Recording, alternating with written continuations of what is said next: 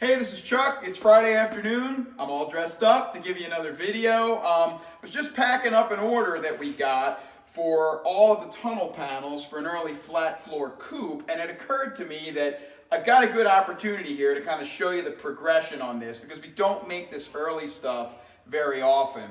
The panels I'm going to show you here are for a very early flat floor coupe that has a strong racing history, and so all the tunnel had been cut out in the past. They are putting this back to bone stock. So if you come over here, you can see these are what we call the forward tunnel panels. They are the same all the way through the short wheelbase E-Type run. These are the bell housing sides, and on an early car, flat floor car, they are exact mirror images of each other, very standard and the same. And then this is the 3.8 gearbox faceplate above the gearbox. Now these are the early flat floor style 3.8 gearbox sides. Like everything else we make, these are exact or we don't send it out the door. When you buy these from another manufacturer, there's height problems. You can get into big trouble there.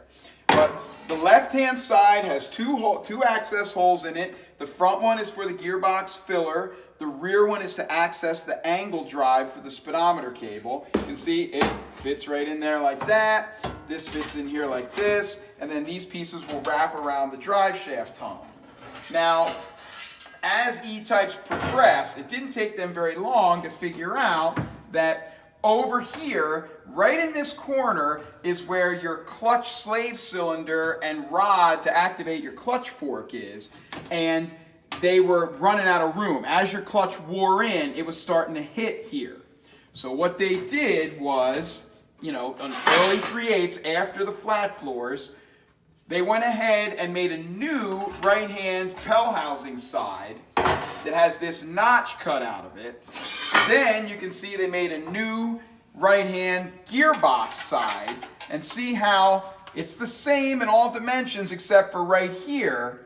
They've notched this out, all right? So they put this here. Then they put this little panel in that I call the wedge. I don't know what this thing is called. That goes right in here. This thing is a bear to fit into place and get just right. We've gotten you as close as we can get it. And so now they've just jumped this corner, especially down bottom, and given you that little extra so that you can go ahead and adjust the clutch. Now, you might notice there's also a hole here. Whenever we get flat floor cars in that haven't been restored yet, you can always see where someone has whacked them with a hammer right here because of this problem. What also happens on 3.8s is they have got a hole cut into here. It looks like somebody cut it in there with a can opener to access the starter bolts. So they also figured out when they started going to the 4.2s, we need to put that access hole in here, and there's a little oval plate. I'm sorry, we're out of stock on them at the moment. I thought about making one up before the video, but I skipped that. There's a little oval plate that goes on there. It's 16 gauge. You take off the 4 screws, boom, you can slip in there and access the back of the starter.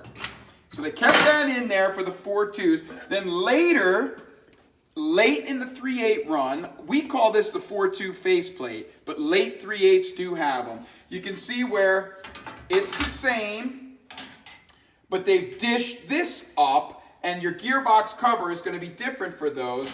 And I believe this is for higher access to get the breather tube on a 4.2 up out of here for the gearbox and tied up to the exhaust manifold. A 3.8 has a still tiny breather right on the gearbox top cover, and then a 4.2 has that tube that goes up. So see, now we're changing this from a 3.8 flat floor to a 4.2.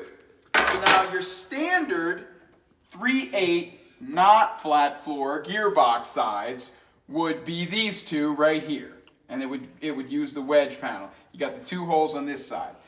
When they go to the 4.2, you can see now that on the left-hand side, they've still got the fill in the same spot. This is for filling, but they've omitted this back hole because they've moved it to the other side on a 4.2 because the speedometer angle drive is on the other side for a 4.2.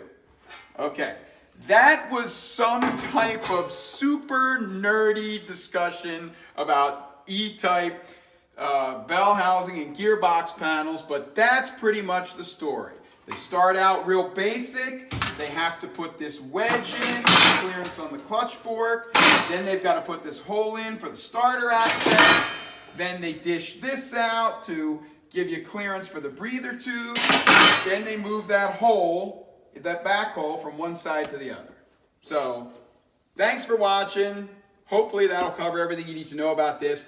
As you can see, when you order the panels from us, it's not just, oh, hey, no problem, that's the part number. We talk to you about what your car is, what you have, exactly what you need, and that's what you get. So, thanks for watching.